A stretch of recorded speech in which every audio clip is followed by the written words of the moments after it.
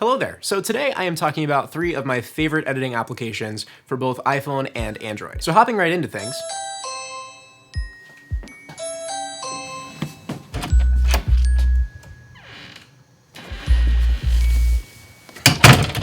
So I'll be making a full video about this in the future, but until then, let's get it. So first application first, we're gonna talk about Lightroom Mobile. Now Lightroom Mobile is probably one of my favorite actual editing applications. I use it for not only my presets, but I also use it just for general photo editing when I'm taking a quick snap on my phone, or even editing a past picture that I took with my 1DX or whatever DSLR I'm working with. So as you can see here, just editing a quick photo that I took with my OnePlus 8, I can go into my personal preset pack that I actually just released. It's a bit of a hint.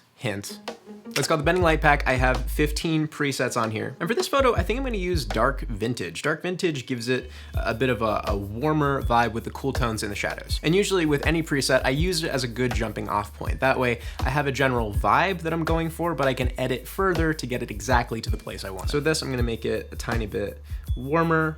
I'm gonna desaturate a tiny bit, say about there. And it's honestly looking pretty good. Not too much was done to it. Subtle, but it works. Now the great thing about this app is it takes a lot of the very powerful tools that you have on the desktop version of Lightroom and you can access them on the mobile version, just like the upright guide tools. That way you can straighten whatever is in your frame. Obviously with this photo, there's not much of that going on, but if you have something that you want exactly centered, exactly upright, you can absolutely do that. But in my opinion, this has to be one of the most powerful mobile editing apps for iPhone and Android. Now jumping into the next application, we have RetroCam. Now you may have heard me mention this app before in a Q&A, but I really love using this app to give my images a bit more of a vintage look, a bit of a retro look, if you will. But basically, I use this mainly for textures like film grain, scratches, that type of thing, and also overlight. Now overlight gives you a bit of a unique lens flare that you can't really find across many other applications like this. Subtle stuff like these little tiny red blobs that give it just a little something subtle and special. I've used this type of thing in photos like this, across my Instagram or whatever. You can lower the opacity, add different ones. Generally the thing that I add to a lot of my photos using this application, the textures. So here you can add little subtle scratches, little bits of grain, and you can lower the opacity. Now there are absolutely other applications that allow you to add this type of film grain, like I think Darkroom allows you to do it, but in my opinion, these are much more diverse. There's also a lot of options, and they look really great. Again, I've used a lot of these film grains on a lot of my images on Instagram and that type of thing. But in my opinion, it's just about getting that sort of different look, that different stylistic look that gives you the edge. But in here, there's other things like being able to add a subtle RGB split, depending on what color you're going for.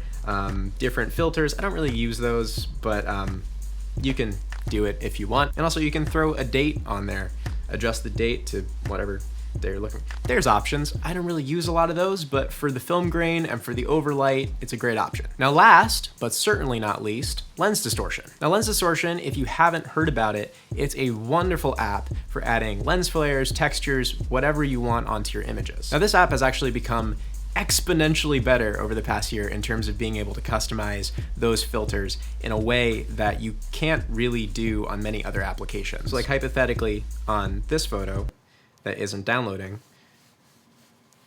Hello, yes, so editor Brandon here. Apparently when I did this the last time, the screen recording didn't exactly work, so we're doing this again. But basically one of my favorite features about this app is the ability to use what's called soft light, which allows you to sort of direction the light in a way. It gives it just the super dramatic look. You can change the sheer, add some texture, direction, obviously. But on certain photos, it just takes something that looks already good to amazing. Even if you add color, like it just looks incredible. And it's something that you could absolutely do in Photoshop, but it would take you a period of time to do it in Photoshop, whereas on here, with the amazing technology, it takes you seconds. So anyways, that's all. Thank you.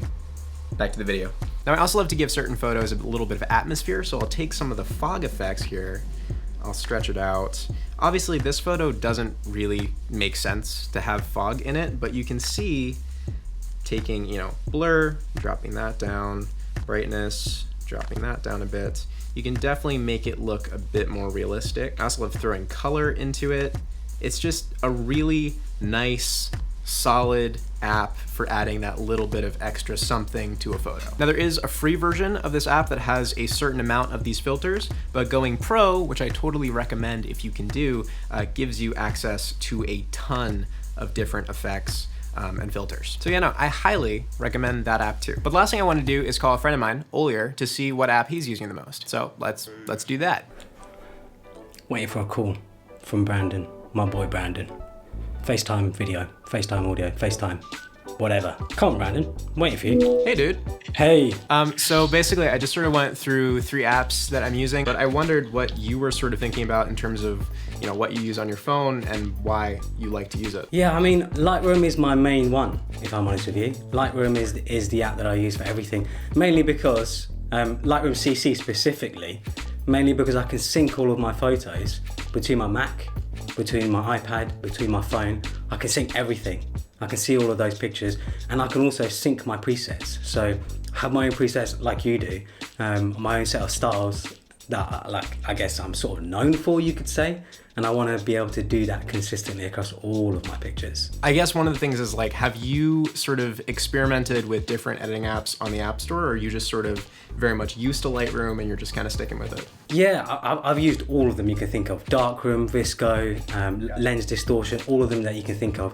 I've sort of gone through phases when using them, but over the past few months, over the past half a year, I've sort of just stuck to Lightroom, and that's what I've been going to. It's just mainly because I guess it's made my sort of process more streamlined.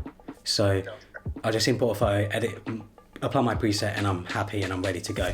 As you know from looking at my images, I try to have a very sort of clean sort of style to them. So yeah, that's why I use Lightroom and just stick with it. Well, anyways, that's kind of it. Thank you for making this possible. Yeah, no worries, Ryan. Take it easy, boy. Of course. Bye. So there we are. We got an echo on the Lightroom mobile app. I really enjoy the Lightroom mobile app, mostly because of just how powerful it is, but also how easy to use it is, which doesn't exactly seem like a thing that goes hand in hand very much. Now, like Olier said, he has a style. He likes to keep his images clean in the same way that I have my own style. And the fact is, these 3 apps allow me to do that. I can very much throw my photos in any one of these apps and get a look that I like. But you know, those are my 3 top editing apps. They're all pretty different in their own respects, but all equally powerful. But a little bit of a shameless plug, if you will, I actually hold hour to 2 hour long sessions over on my Patreon where I edit photos on Lightroom and talk about the creative process and that type of thing. So if that's something you'd be interested in, that's over there. I'll leave the link down there. And also, another little shameless plug, my presets are available on my store. So if you want to download my presets, import them to Lightroom, you can have all of my effects. Oh, and also, a third little shameless plug, if you're a Patreon, you also get a discount on my presets. So that's pretty nice too. Anyways, that's all my shameless plugging right now, I promise. But thank you all for watching this video. Wash your hands, stay safe out there, and I'll catch you all on the next one. Bye.